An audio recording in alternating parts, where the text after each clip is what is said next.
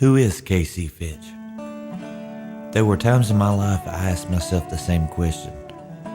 It was 2002. I had made the decision to leave the road with the Apple City Boys, a southern gospel group I had been touring with for about 3 years.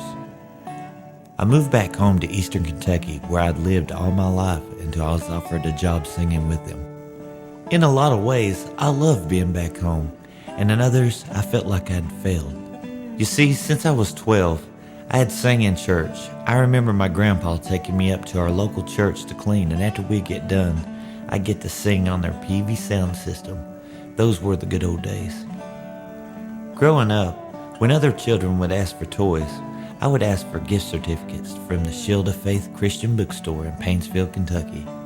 I'd go in that store and spend hours at the big wall of Day Wind soundtracks, finding the songs just so I could sing in church the next Sunday morning. One year back when I was a teenager, my Aunt Debbie Horn, my Aunt Trina Burchett, and my mom and I, we formed a group called the Dalton Generations. We got pretty popular in the tri-state area around Kentucky, West Virginia, and Ohio. We traveled every weekend. There wasn't a weekend went by that we wasn't in church singing somewhere.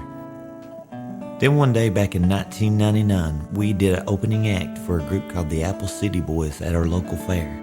When our 30-minute set was up, we all gathered over to the bleachers over beside the stage, and we were sitting there watching the Apple City Boys perform.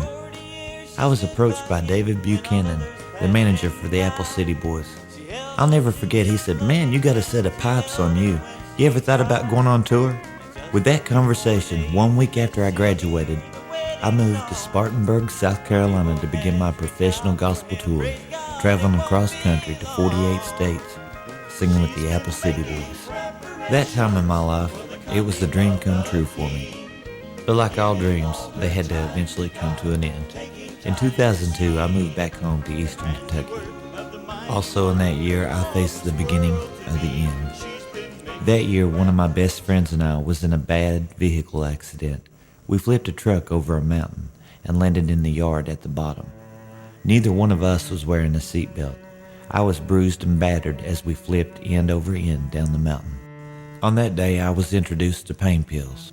They really helped with the pain that I was going through because of the accident, but they were very addictive, I would later find out.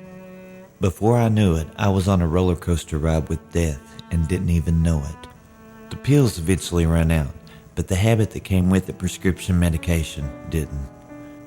It wasn't long before I was finding myself at a drug dealer's house with my new set of friends, buying whatever they had to sell. And my religion, it was put up on a shelf in the back of my mind. I still loved God, but I turned my back on Him for the world. The addiction was fun at first. I didn't have a care in the world, living life how I wanted to, but Satan slowly found me. For me, he came in the form of depression. I had a voice in my head telling me, "No one loves you. No one cares about you. You'd be better off dead." Then one fall day, I got up out of bed, and the only thing I could think about is what would be a good way to die. No matter what I did, that stayed in the back of my mind all day.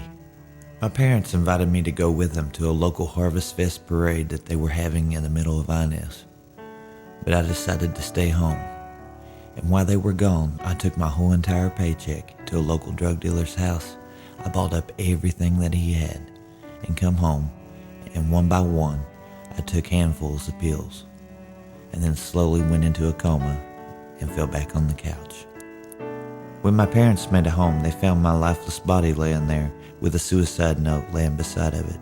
My mother later told me that she and my father drugged me to the truck, and while she did CPR, he drove to the neighboring hospital that was 20 minutes away.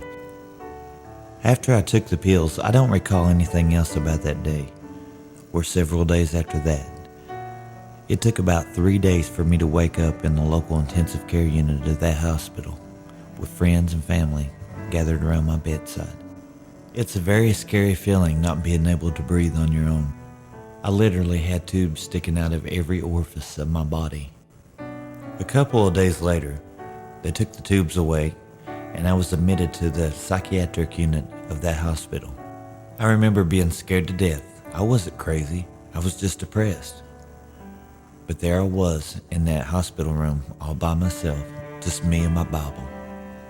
I got down on the floor of the hospital and I prayed to God to please forgive me and cure me of this disease. Immediately, when I asked for forgiveness, a warm peace came over my body that I'd never felt before.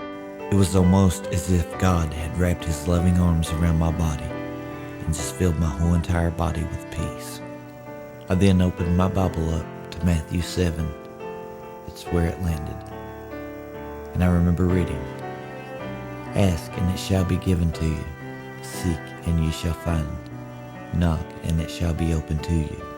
For everyone that asketh receiveth, and he that seeketh findeth." I remember my mom saying, God has a purpose for you.